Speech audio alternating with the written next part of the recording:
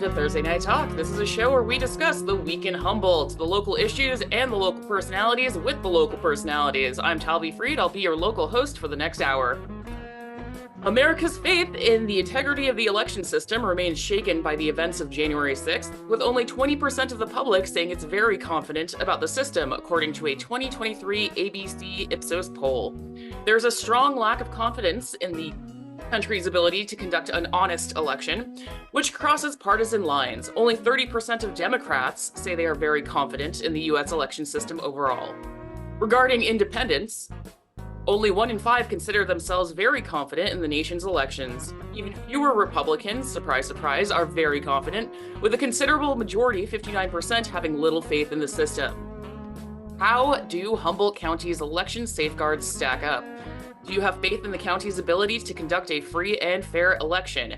And how are local officials countering rampant election misinformation and disinformation? Well, we're going to discuss that all tonight. We have Juan Pablo Cervantes, Humboldt County Clerk, Recorder, and Registrar of Voters, and Dr. Aaron Donaldson from Cal Poly Humboldt's Department of Communications. Welcome. Welcome. We also, just a note, we will be taking your calls and texts if you'd like. We actually have a phone now that will work, hopefully. 707-498-4146. That's calls or text to 707-498-4146. And if you're wondering, yeah, election security. That's what we're dealing with today, because this has been an ongoing issue. I've been volunteering my time for 7-8 years with the Office of Election, every election season. And as somebody who's been an elections location manager or in a variety of different positions, a lot of people come up and go, well, how do I know my vote's going to count? And I'm like, of all places in the world to wonder, let me tell you how secure the Humboldt County Office of Elections is and how very well trained everybody is to not care if you are Democrat, Republican, Independent. We want you to vote how you want to vote. And I say we when it's not a we. I want you to vote how you want to vote. And especially, I mean, I actually want you to vote how I want you to vote. But when I'm working with the Office of Election and volunteering, I want you to vote how you want to vote, because that's just the level of integrity that is. They don't choose people who don't have integrity. And it's, I find it very important, though. So what are the concerns, Juan, that you have seen? I know you've been over at the Office of Elections for a very, very long time. Yeah, I mean, there's a myriad of concerns. We have local concerns and we have non-local concerns, and we hear more of the latter than the former. In Humboldt County, we go through so many processes to involve the public. I mean, one of the first things we talk about with folks that are curious about whether the vote's going to count or not is to come join us. Yeah. The easiest way for you to know that your vote's going to count is for you to participate in the process. Come enmesh yourself in an election day, and as you know, you'll soon see how extreme we go when it comes to the checks and balances, the seals, the signatures. It's intense. All of that stuff. And so that's kind of like the main mechanisms we use to address that is bringing folks in, having them see firsthand. And once you get that feel for it, it's tough to follow along when you hear this happening or that happening in the media. Right. I think I can understand the latter being more of a concern, because I trust Humboldt County because I've been so part of it and I've seen it, and it is a lot. It is a lot of every single seal you have to have another person. There's 1,000 signatures that every single ballot goes through. Everything's locked up. Like, there's double keys, there's systems, there's cameras. It's a big ordeal. It's once it leaves Humboldt County, then what happens? Though let's start from the bottom up. And well, Aaron, I just I know you're listening, and I know you've got thoughts too. You've got I a lot of I thoughts. do. Well, I'm really interested in the numbers that you read at the top about the kind of intersection or the crosscut of parties that have suspicions. And it would be interesting to know the character of those suspicions, because I think that they could be similar and they could be different. I think, from what I understand, when you look at conservatives and Republicans, their concerns about the election are predicated a lot on what like the GOP frontrunner is saying. Mhm. And most of that's nonsense. It's just not real. They're talking about stolen elections, and there's no evidence of this. And that is, what's fueling, I think, a lot of those numbers.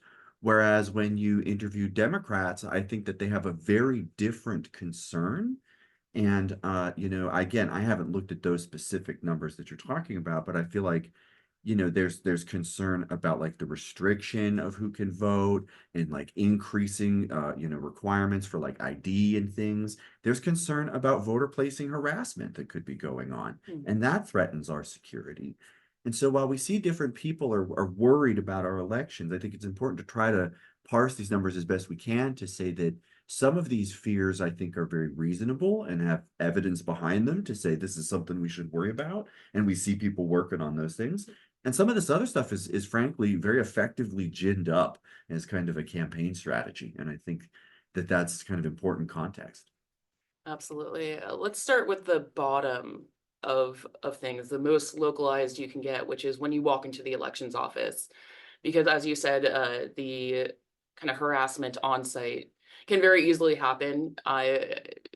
Especially working the 2020 election, there were people very upset that I have to say, I'm sorry, you can't wear that t-shirt here, because it would say, either, vote Trump, vote Biden. Either way, you can't wear that. No electioneering. It's a very strong thing. You can't leave pamphlets out.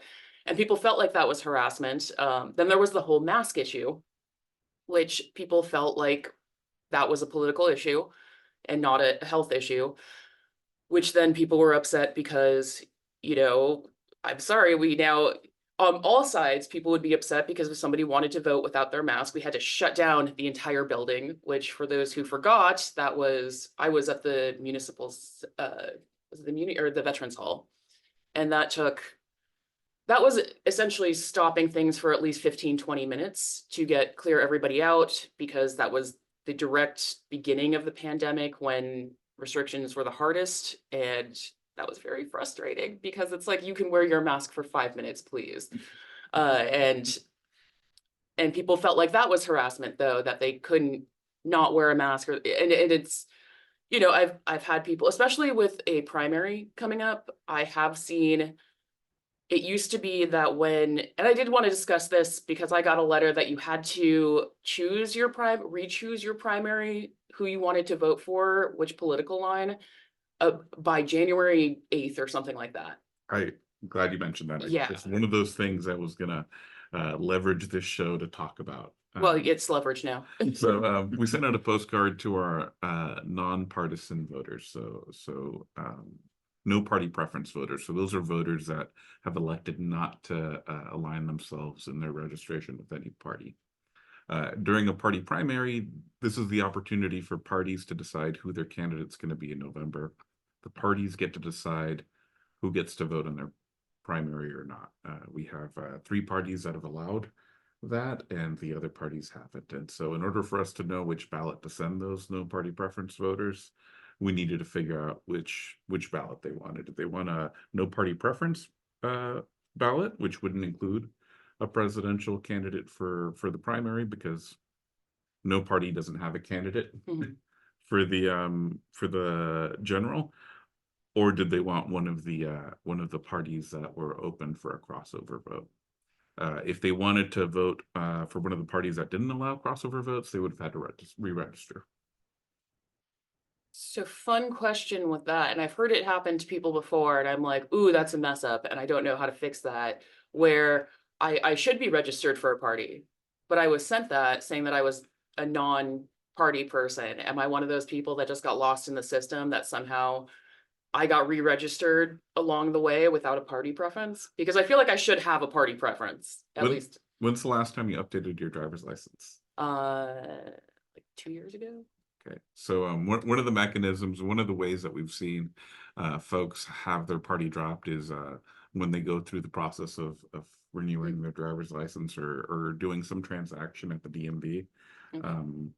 They don't check their party box when they re-register to Um, vote at the DMV, so they'll skip through some of those questions.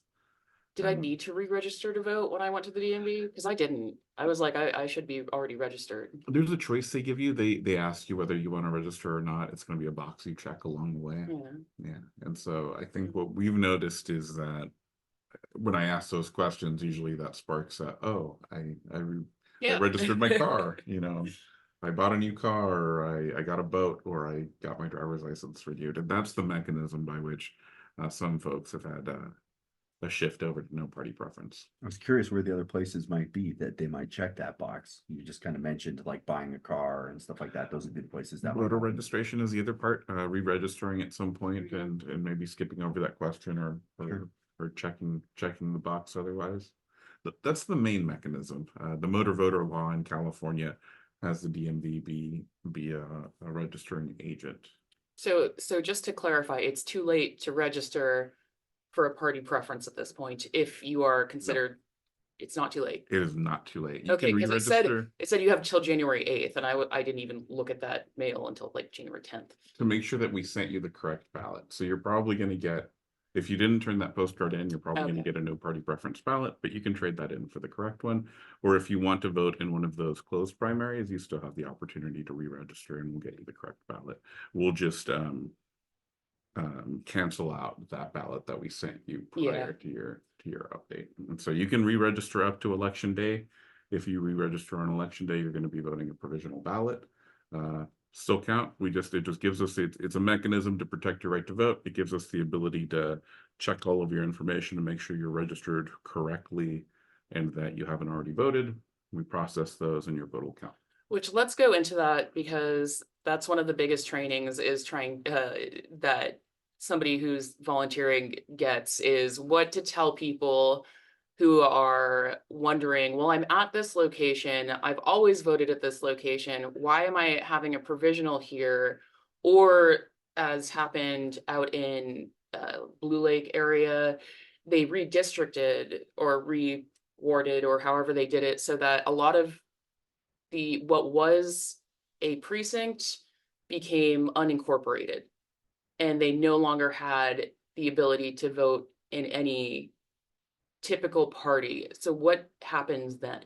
Okay, I'm going to back that up and clarify. That's like some 3 pieces questions. of that. Yeah. Okay. Yeah. So redistricting is a thing that happens. It'll happen, after the census. It'll happen when jurisdictions get created or expand. So a fire protection district becomes or expands, consolidates other areas, and so we'll need a redistrict. That's and then we re-precinct as a part of that. They're just geographic locations. In state law, we have some requirements in terms of how many precincts we could put in a polling place, how many people we could put in a polling place tied to that precinct. So historically, some precincts have become what are called mail ballot precincts. Those are precincts that get to vote like everyone else in terms of getting a ballot and whatnot, but they've historically had to vote by mail or come into our office in Eureka. And so you lived in Blue Lake, you were a part of a mail ballot precinct if you lived in certain areas. You could either vote by mail or come into Eureka and vote. That is no longer the case. No longer will any of our election workers tell somebody that are actively registered in the county that they can't vote there. Under the Voters' Choice Act, this new mechanism of voting that we're adopting in Humboldt County, any actively registered voter can go to any polling place, any vote center, and vote.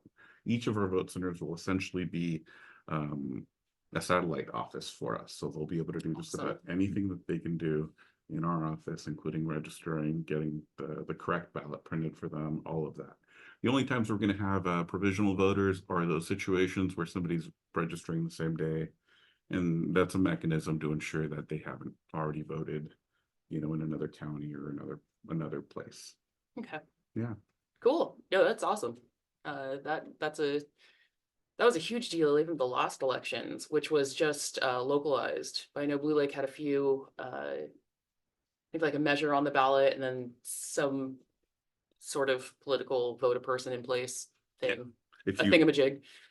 if you live in Hoopa and work in Eureka, and it's more convenient for you to vote in Eureka, you can go ahead and vote in Eureka. Okay, that's amazing. More days, more ways is the moniker. Yeah. Which let's talk about early voting real quick, because I want people to realize that if you want to skip the lines, get that I voted sticker, and get out of the way, what should they do? So even more news. This year, we have an inaugural process. You are going to be receiving your I voted sticker in the mail along with your vote by mail ballot. And so if you wanted the sticker, you could just go ahead and vote by mail.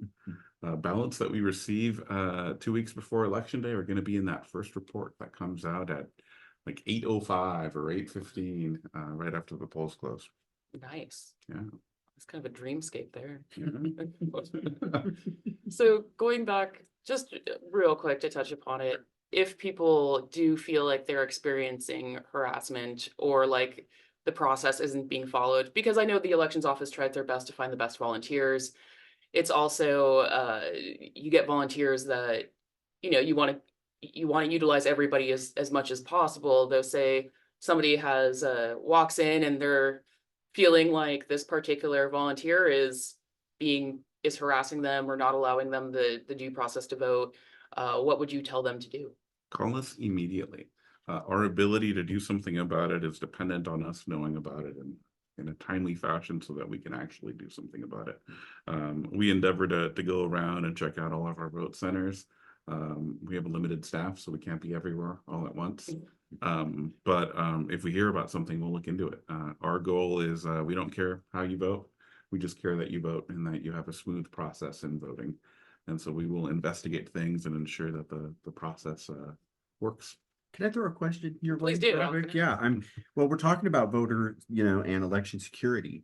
And I think that one of the kind of talking points that you hear that I feel is very overinflated is that like mail-in voting and early voting is a site of real corruption. That's where they really pack the ballot, because who knows who's sending those ballots, and folks will say all sorts of things, right? And so I was hoping, like, I teach folks about this, and I'm like, there's no evidence that people are doing it, and the numbers that would be necessary to swing the elections that we're talking about, we're in a small place. It may not take that many numbers to swing the election. I don't know. I'm just giving it the benefit of the doubt here.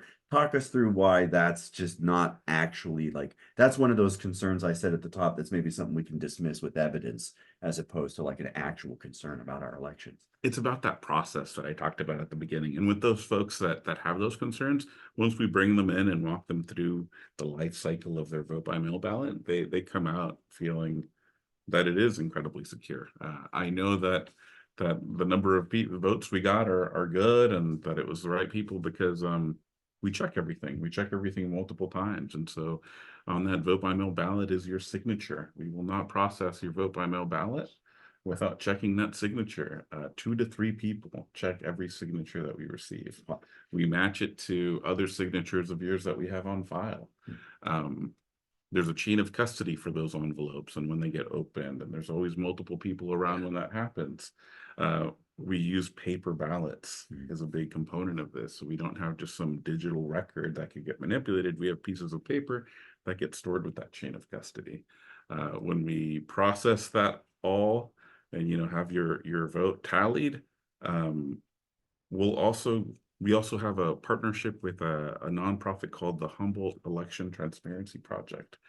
This is a third party that under our supervision does a full scanning of every single ballot and checks to make sure that our numbers are correct.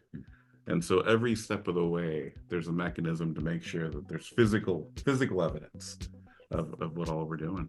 So we're going to come right back and get a little bit more into that particular vote by mail situation, because we covered a little bit of it, but there is actually a lot more. When we come back, you can always call in 707-498-4146. That's 707-498-4146 if you want to call or text us.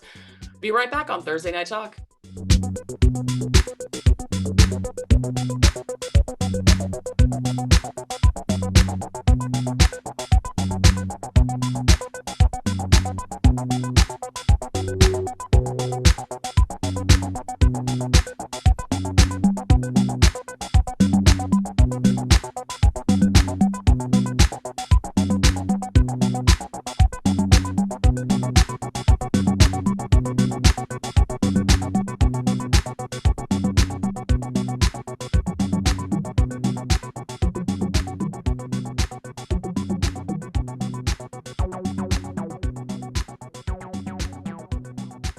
Welcome back to Thursday Night Talk. We're here with Juan Pablo Cervantes, Humboldt County Clerk, Recorder, and Registrar of Voters, Dr. Aaron Donaldson from Cal Poly Humboldt's Department of Communications. We are discussing election security and what that means for Humboldt County and I guess we're just going from the bottom to or from our most inner circles here in Humboldt County to national level. And we're talking about vote by mail and why, I believe it's safe to vote by mail. I feel like we're kind of here's the choir for everybody. Though right before the break, Juan was telling us about just everything's on paper, the multitude of signatures. Though what happens if you go in, or if a voter goes in to vote and they find out, sorry, we received your vote by mail ballot. That is a concern for many people. Just how do you know that my name hasn't been used, that somebody else's name hasn't been used, that a deceased person's name hasn't been used? We balance before we certify every election. So we have a record of everyone that voted, not necessarily how they voted, not how they voted. And the number of paper ballots that I have that have had that whole chain of custody equals the number of people that received vote history updates. And so if you want to know if you voted in an election, you can call our office, check it. In fact, election information like that, we have a legal requirement to be able to sell it to people. That's why you get that political mail around this time, is that we are legally required to sell your voter history to any campaign or organization that's doing a certain number of things that are in that statute. And so you can use that information that's publicly available to confirm that. How much is my voter information worth? Depends on how many people are in there, but not much. Yeah. Not much. Here's like $1 billion. Do I get like a royalty at some point? I know. I was like, I'll send you my voter information. I guess in a way, that money goes towards subsidizing the democratic process. There you go. I dig it. You get royalties in a way. Yeah. You hear about like polls about like among likely voters and things, and that's just like one of the places you'll hear that information kind of come up if people are wondering, like, why would they be selling that? Polls are neither here nor there in terms of like, do they predict the future? But they're useful in a lot of ways in terms of just how we campaign and things. And so that's one of the ways that'll come. Yeah. So with all that information, the ability to look at balance, you can put together what happened and ensure that nothing strange is occurring. There's so many checks and balances, and so much of that process is public that it would be near impossible to do anything malicious on our part. Yeah, I agree with that. Just dealing with the aftermath of elections and sitting there and going through the papers. And no, you're in a room with a bunch of other people and you check and then somebody else checks and then somebody else checks. And again, it's just massive amounts of signatures and whatnot. So it's a lot, though back I don't know, is there anything, Aaron, is there anything else about election day or the voting in town for the local portion of it that you think of? For the local portion of it, I think what's, one thing that I would really note that I think is interesting is that at Cal Poly Humboldt, obviously a lot of students coming in, some of them registered to vote here, some of them not, and they're all kind of starting to figure that out. It's a pretty large part of the demographic and explains some of the reasons that, at least in where I'm at, I think a lot of people are like relatively clueless. I know you do a lot of outreach and stuff like that to that particular group. What kinds of steps do you take? Like, what's that look like? I'd be curious to hear a little more about that, maybe. We'll meet people where they're at. That's been our byline this whole year, is whether it's the fair, whether it's a school district wanting us to be there, outreach at the university. We were at Cal Poly Humboldt a couple of times already. We will go wherever we are invited in order to make sure that everyone that's eligible to vote has as many barriers removed as possible in order for them to actually do that. And so we go out, we talk to folks. Homelessness is an issue. That's when we're talking about information and access to information, how a person registers to vote when they're homeless is something that's come up, and it came up the last time we were at Cal Poly Humboldt. The laws just changed a bit there. I'm like, recently, it was maybe 8 years ago, but fairly recently to me, where you can use a PO box. Well, you know better than I. You can. So Yeah. you've always been able to use a PO box. For our folks that are housing insecure, we just need the 2 nearest cross sections in the city where you spend most of your time. That'll make sure that we give you the correct ballot. You know, if you're spending most of your time in the city of Fortuna, you probably shouldn't vote on Arcata City Council issues. And then we need a mechanism by which we can mail you your ballot or any election information, and we will accept general delivery in the city in which you spend most of your time. And so with those 2 things, you're able to fill out that voter registration form, even if you're housing insecure. So back to the vote by mail thing, because say if this has been an issue in the past, which it's I know the answer to it and I know what to do now. But at first it would baffle everybody. If you don't have your vote by mail ballot, because you are supposed to bring it in, are you still supposed to bring it in? No, we don't mind. We prefer it. Yeah. But for the most part, it doesn't matter. If you come into our office, or into any of our vote centers, we'll be able to tell if you've turned that ballot in or not yet.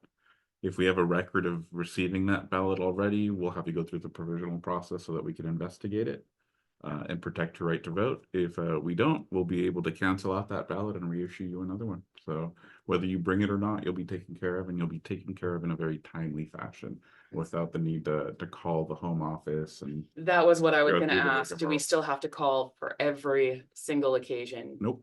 Oh, that's wonderful. Yeah. The idea is to streamline this, to make it easier, to make it easier and more secure for our folks out in vote centers to be able to tell who's voted and who hasn't when they come in and check in.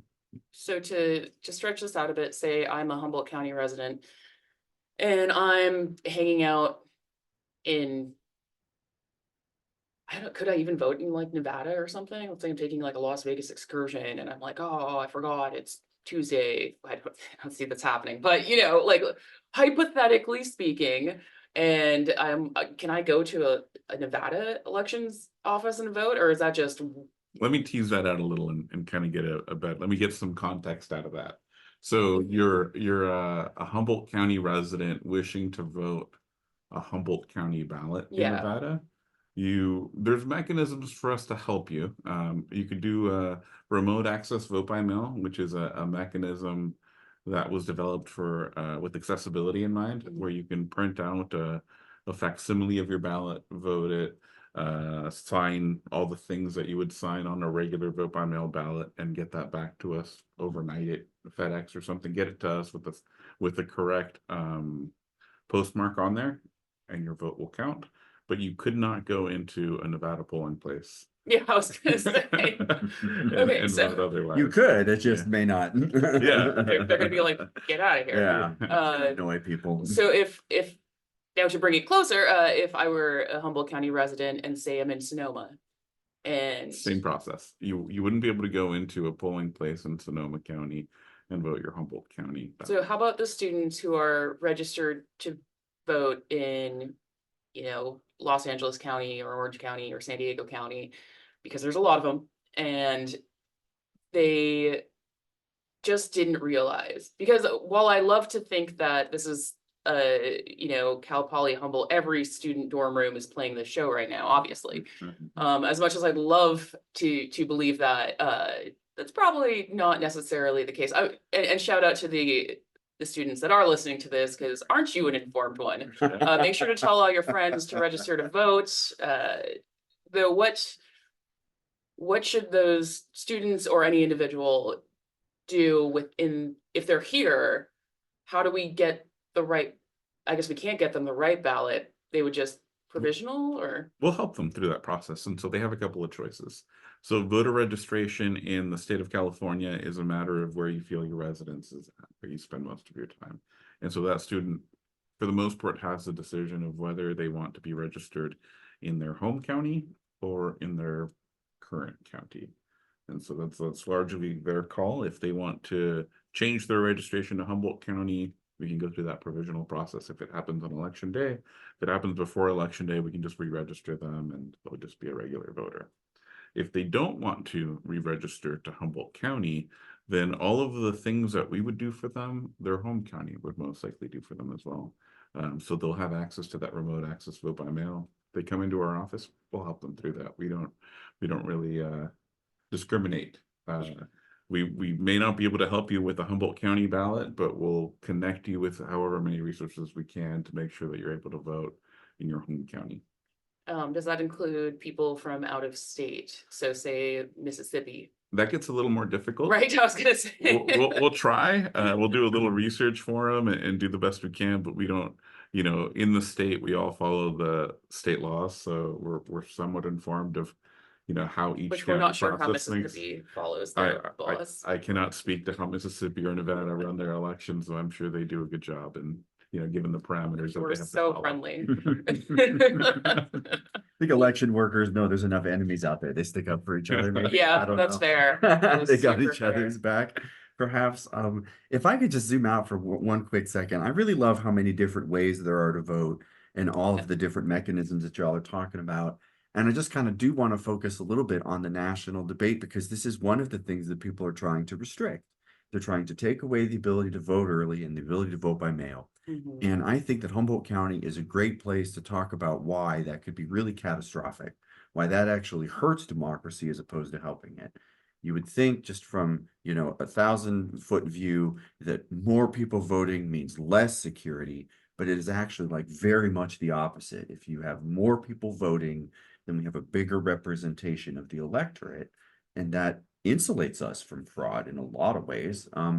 And I guess, I don't know, I'm just curious, like my guess is we probably agree on all of these things, but I'm just curious if you have any thoughts about how all of these different mechanisms of voting impact us specifically here in this county, because it seems like we really rely on it. I think it's more nuanced. I mean, I think the goal of democracy is greater participation is what strengthens democracy. I don't know if it necessarily inherently adds security. It definitely strengthens the democratic process. What we're doing with democracy gets stronger by having a greater amount of participation, ownership in the process. In elections, access and security are kind of this balancing act that we do. Right. If you have too much of either, then elections don't matter. If you have too much security at the cost of access, then the election doesn't represent anything. And then if you have too much access at the cost of security, same happens where it doesn't matter. And so we're constantly figuring out a way to make sure that we're balancing that so that we increase access, but also commensurately increase security with vote by mail. Vote by mail is something that's been going on since the Civil War. Yep. It is not a new thing that we're doing. And as we've expanded it, we've also expanded the security measures we take to ensure that this process is indeed secure. Yeah, I don't know. Does that touch on some of it really where you're does. going? I know it does. And I think that that's kind of part of, we were jamming a little bit before we went to air about misinformation and disinformation. And I kind of count that like, vote by mail is not secure. It's like, fundamentally just disinformation. It's very strategic. It's trying to shut that kind of voting process down. I think it's the same thing with early voting. And it's important for people out there to hear that this is in a lot of ways what really helps the democratic process work, because it's what lets people access their democracy in ways that are tracked and secure. That's really good to know. A lot of what I hear, so there's those arguments, the security arguments. The other argument that I get is an argument of tradition. Of this is how we've always voted. We go vote in person. I'm skeptical of that, just being a student of election history. Things used to be done way differently at the beginning. It was the we was quite restricted at that point, wasn't it? It was. There were no ballots at the beginning either. It was all a voice vote. Oh, there you go. Initially, which is also interesting. Wow. So the That's a appeal good to note. tradition doesn't really hold a lot for me. Not a great argument. No. To me, I look at elections as what the goal is, and the goal is that it's accessible, secure, democratic in nature. And I don't know what about that has in person be something fundamental to it. I think it's important in terms of being able to have access. Different folks in our community have different needs. Being able to go into a place and be helped with either election equipment or with access issues, translations, just going through the process. having in-person voting, I think, is something that in Humboldt County is a core value, but having that to the exclusion of other mechanisms that are equally secure is, I don't know how I feel about that. Yeah. I'm glad we don't have punch Yeah. cards or No hanging chads. no hanging chads. Nobody likes a chad. Yeah. So I do want to remind those who are listening that you can call or text us at 707-498-4146. Again, that's 707-498-4146 in case you want to ask questions of Juan or Aaron or even me, preferably election oriented. So back to, I mean, I would love to deep dive into the history of elections because I don't think a lot of people realize where it started, who was excluded, which is everybody except for white male landowners, which, surprise, shocking American history. And now you can vote as, so what are are we still, how do I frame this question? Are felons allowed to vote? Felons are allowed to vote so long as they're not currently incarcerated for their felony. Okay. Very specifically. And that was changed Recently, I want to say in the last 2 years. Yeah, that was on the ballot, correct? Yeah. That's correct. Yeah. Yeah, which is interesting. That, I mean, hey, if you didn't like the thing, go vote. If you don't like anything, go vote. People think votes don't matter, but especially in Vote, period. vote, Even if you yeah. do like things. I do get a lot of friends who are like, I only care about this one thing. I don't care about anything else. I'm like, great, go vote for that one thing. You can literally say like, I don't care, or just leave the rest blank. But at least you'd be counted as an individual who votes and be on the roster, which is important, especially having. I don't know. I feel like Humboldt County has a pretty high percentage of voters. I mean, not a high percentage, if you look at it as just a standalone, but in comparison to other areas, there could very well be much less percentage voters. We track with the average across the state, which I don't think is good. Yeah, no, it's terrible. I would say that it's terrible. I think if some countries that are often in the news had the same voter turnout that we have, people would complain. I think it's the largest problem we're facing, other than the threats. Mhm. We're good at registering votes or registering folks, but the connection to actually voting is difficult. And I think it's one that shows like this help. It's education. It's hard to care about a subject you don't know about. It's hard to care about a fire protection district that you're not aware about. It's hard to care about, the city council race if you don't know any of the candidates and aren't involved. I think that's the key, is becoming a stakeholder in your community. Mhm. I think the more we do that, the more there are people that are familiar on the ballot, I think the more likely it is that we'll have engagement across communities that are currently underrepresented in our voter turnout. So, question from the peanut gallery: if you voted partial ballot, does it still count? Absolutely, it does. Yeah, there's on a ballot. There's different kinds of votes that get counted. There's regular votes. People voted accurately. They followed the instructions and did everything. There's undervotes. That's when there are fewer selections on a contest to the number of choices that they're offered. So if they have a vote for one and they didn't vote, that's an undervote. And so it'll get tabulated accordingly, and you'll see it on our election reports accordingly. So you can kind of see what everybody voted and do the math to make sure everything lines up, but your vote still counts. So back to where did these ballots go sort of question, now that we know, okay, everything counts in Humboldt County. You're doing, or the Office of Elections is doing their best to both be very transparent as well, make sure that everybody gets a say. You wanted to vote like this, you get a vote like that. Though, so long as it's in accordance with the law. So you don't Yes. get to vote 2 or 3 times. no. You Can I just write ×2 on each vote? No. Double it. Double meat. All right, we'll be right back with Thursday Night Talk. If you would like to call us, 707-498-4146, by all means.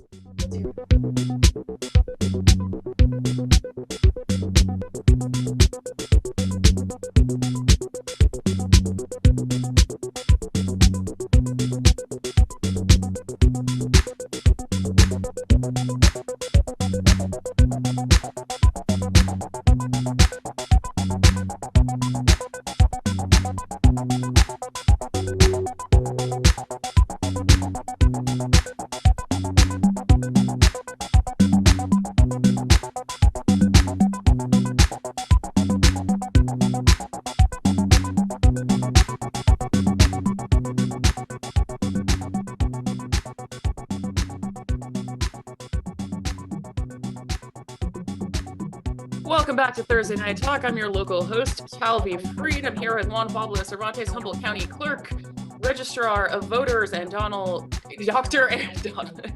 Aaron Donaldson from Cal Poly Humboldt's Department of Communications. Welcome back, everybody, and thanks for both of you for being here. We've got about 10-ish minutes until the round robin, and we are, of course, we've discussed a lot of what happens within Humboldt County.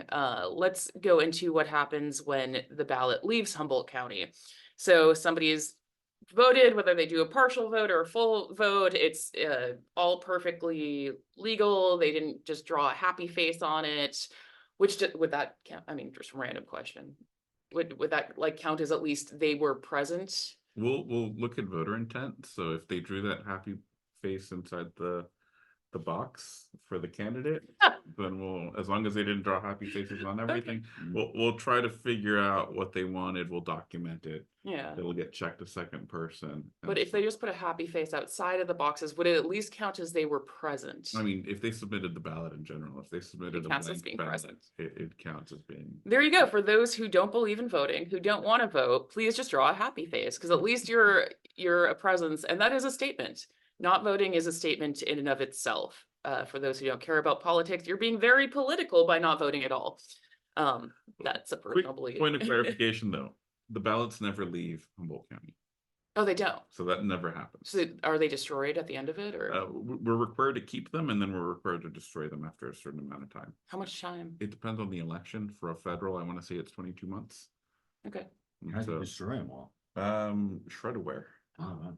I was gonna That say wasn't like plugged. big old bonfire. I was hoping big old. I know. I was like, can you invite me to that? Just roasting hot dogs over it. All the elections workers are like, we're Can done. be real cathartic, really. But we hold on to them, and that's a mechanism in order to have if there needed to be a recount or some investigation going on. So you like report the results on, and then that's there to check back. Absolutely, yeah. In the U.S., states determine elections. In our state, counties administer the elections according to state law. And so all of that happens here. Our voter rolls are here. We communicate with the rest of the state to make sure when somebody moves, that all happens. But all of that activity occurs here in the counties, and we're in charge of that. And so the ballot never leaves. We do all that, we do everything that has to do with the ballot, and then we just report up. And for reporting up, are those numbers checked again and again and again, making sure Absolutely. nobody's like, they said, 2,201, let's change it to 1,202. One of the biggest things that we get around election day, the day after election day, is why is this taking so long? Oh gosh, yeah. And it takes so long because we seek to gain the greatest amount of certainty possible, and that takes time. So we count everything multiple times. We do a manual tally where we'll grab a sample of ballots and hand count them all to make sure that the machines are reading them correctly. We'll check all signatures, compare them to rolls, count paper. We count every piece of ballot paper. Been there, done.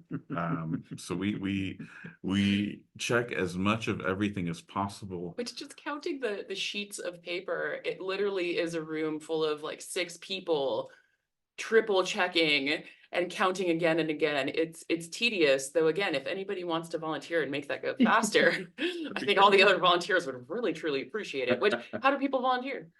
Call our office, contact our office, 707-445-7481. And we'll do what we can to plug you in. We've had a great degree of support this year in terms of getting folks to come in and join us.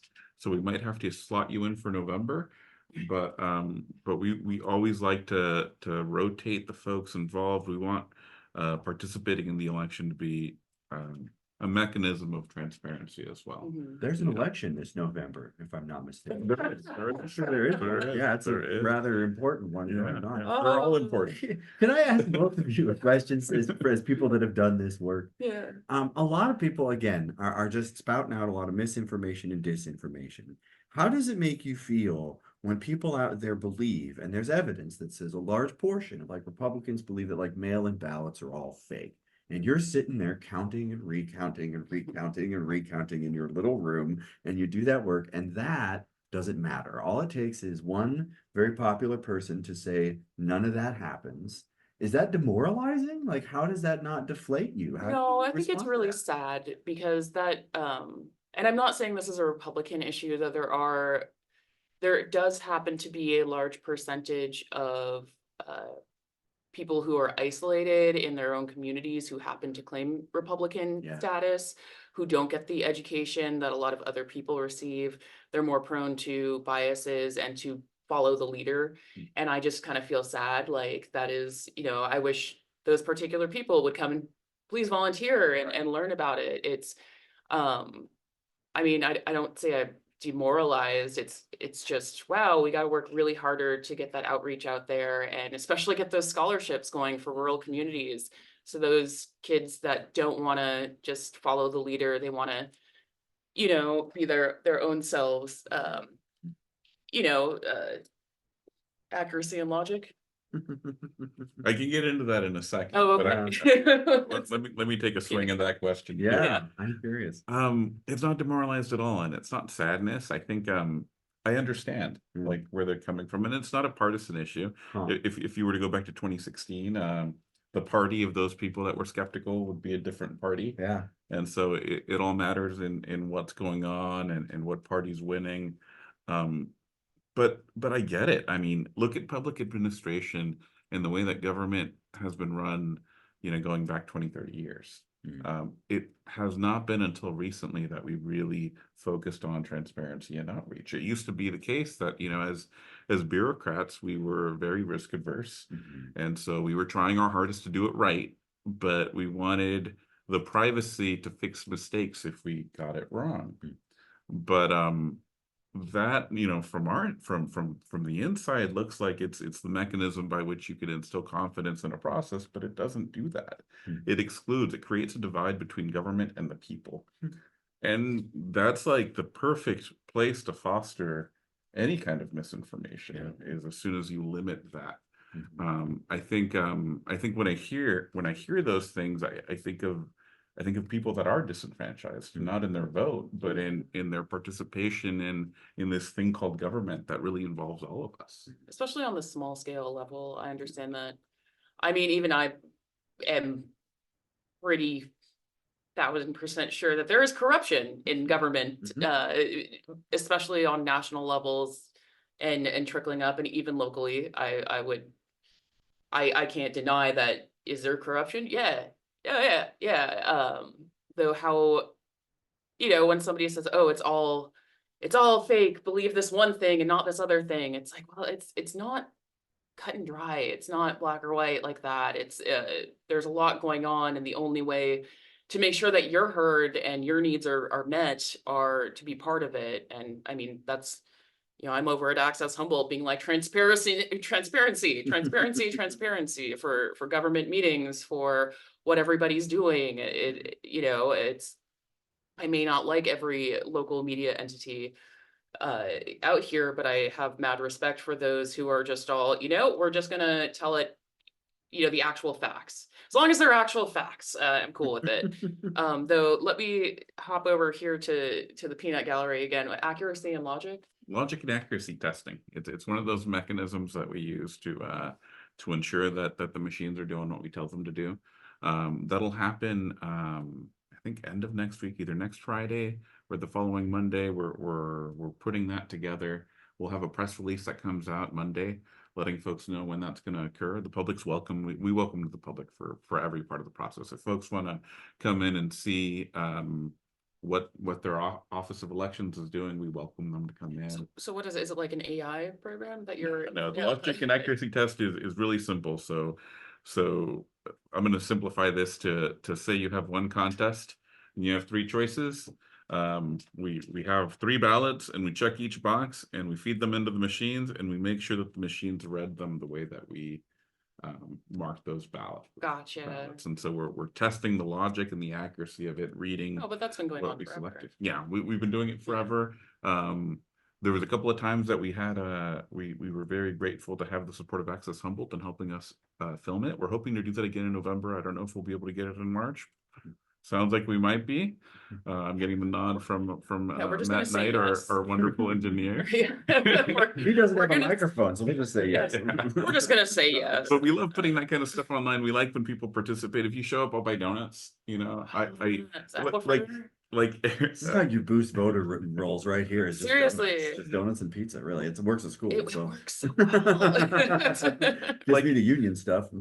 Like Aaron mentioned, we go through all these processes for security, and 99% of the time nobody's aware of it. Yeah. You know, we go through all these hoops, we go through them religiously, like they're sacred to us in the way that we do things, and nobody sees them. So we become very excited when we have an audience, and when that transparency is something that could actually meaningfully Which impact just to briefly go over that, if somebody puts in their ballot into the machine, which then goes into the lockbox and it gets kicked back because this is what used to happen. It would get kicked back because maybe some markings weren't right, or they double marked in one particular thing. The person could then go and circle and, initial, and then it would be put into a separate part and counted later. Is that what you mean by the accuracy aspect? Because I know it's only happened maybe twice. So that's a different process. That's yeah. a mechanism to help voters make sure that their vote is correct. So there's a couple of situations in which our scan machine will kick ballots back out. If nothing at all was marked on the ballot, it'll kick it out and then ask the voter if they intended to have a fully blank ballot. The voter is able to, without anybody looking over their shoulder, hit the button to say, yes, this is how I wanted it, or no, that was a mistake, I didn't mean to do that, and then go back and vote. And then if they do other voter intent like things, if they double vote on something, they'll be able to get that ballot back and either be reissued a ballot or have that ballot set aside to be processed back in the office. And so that whole point is to make sure that the voter's vote gets counted the way that they intended it to. Logic and accuracy is more testing the system. It's making sure that the system does what we intended to do, what the voter intends it to do. That if they mark one vote for Aaron, Yep, that Aaron gets the vote. it's a good vote. And if they mark 2 for Matt, then Matt gets the votes. And so and that's kind of the mechanism that is performing the inner workings correctly. So real quick, I just want to, before we get into round robin, just want to note, if anybody is alter abled, needs help, there's a million different ways that you will be able to vote, whether it be car side service or assistance, there's a special machine that was created just for any possible situation, be somebody hard of hearing or hard of sight, et cetera, et cetera, et cetera. Plus all the equipment is given too. So there's not really everybody go vote. So we're into round robin now. And really quick, just on that, there's actually going to be a voting rights presentation for people with disabilities hosted by Paul Spencer, who's an attorney for the Disability Rights California Voting Rights Practice Group. Awesome. That's going to happen here in Eureka at Gaining Ground, 3022 Broadway Street in Eureka on February 8th from 12 to 2. And yeah, I'll be there. You'll have voting folks there with equipment, accessibility equipment. Paul's great guy. He'll walk through the different avenues they have to participate in voting in Humboldt County. Fantastic. Yeah. Let's go into the round robin. Everybody's got about 2-ish minutes. Let's start off with Aaron. Round robin is when you can talk about whatever you want to talk about. Right. Whatever you want people listening to take with them. I've listened to several episodes, and honestly, I should know that by now. It's one of my favorite parts because he brings so many good guests on. The one thing that I really do want to talk about has got to be the strike coming up next week. The California Faculty Association, it's 20-something campuses. I'm the secretary of that union. Speaking of, our next week's show happens. I see it. Yep, and I'm helping you try to now get all the other guests. media groups are going to jump on it before I can. No, Matt and I have already worked together. I do think that the president of the Humboldt chapter is going to be here talking with y'all, and hopefully the chair of my department is going to be here talking with y'all. It's going to be one of the biggest educator strikes in history, possibly. CFA has never gone on strike to this capacity. And there's, again, a lot of disinformation, a lot of misinformation out there about what's going on and the state of those negotiations. And personally, I just want to say that, like, when I'm out there on the picket line, I'm going to be standing next to counselors, I'm going to be standing next to librarians and coaches and lecturers. And there's no people I would rather be standing next to in those circumstances. I feel like I'm on the right side of that line in those circumstances. So I know some of my siblings are listening tonight. I'm just really excited to be out there. We're all worried about it. If there's listeners out there that want to support that strike, it's going to be on LK Wood and 14th Street is where that's going to be going. 7 a.m. to 5 p.m. every single day of next week is where that's happening. We'd love to have folks down to wear red and support the union. Yeah, it's going to be a big deal. We're going to cover that on the 25th, Thursday the 25th. Yes. So, cool. All right. If you want to talk about elections, or you can talk about whatever you want. It's your 2 minutes. Yeah. So, couple of dates coming up that are important. Voter information guides are going to come out next Thursday, also the 25th, same day as the strike. So important stuff happening that day. And then ballots are going to be in the mail on February 5th. And so Just in time for Valentine's Day. Fill it out with your loved one. what a Well, great or day. separate, but Or, yeah. vote how you want. But turn it in together. Nail it off together. Very holding romantic. hands. I would think that's romantic. Ooh la la. Logic and accuracy test, like I said, is happening either next Friday or the following Monday. And then just expect to hear more from our office as the days come. We've shifted towards the Voters' Choice Act. So there are going to be fewer voting places, but they're going to be available to anybody in the county and open longer. And so we have our office is going to be open for 29 days. We have 2 locations, one in Arcata, one in Fortuna, that are going to be open 11 days, including Election Day. 7 locations throughout the county open 4 days, and then 3 locations, one in Hoopa, one in Ferndale, and one in Garberville open for Election Day. That's just Humboldt County's way of going above and beyond what's required by law. So I'm assuming there's a whole new training that's going to be happening, because I was like, wait, oh no. Oh, I got to learn new things now. That's terrible. Always. That's good. It's great to be able to learn new things. All right, well, that's our show today. I hope that all listeners got some good information out of this. Pretty much, please go vote. Go register to vote. If you aren't, it's not too late, apparently. You can call the Office of Elections. It's the number for the Office of Elections. 707-445-7481. Again, that phone number is 707-445-7481.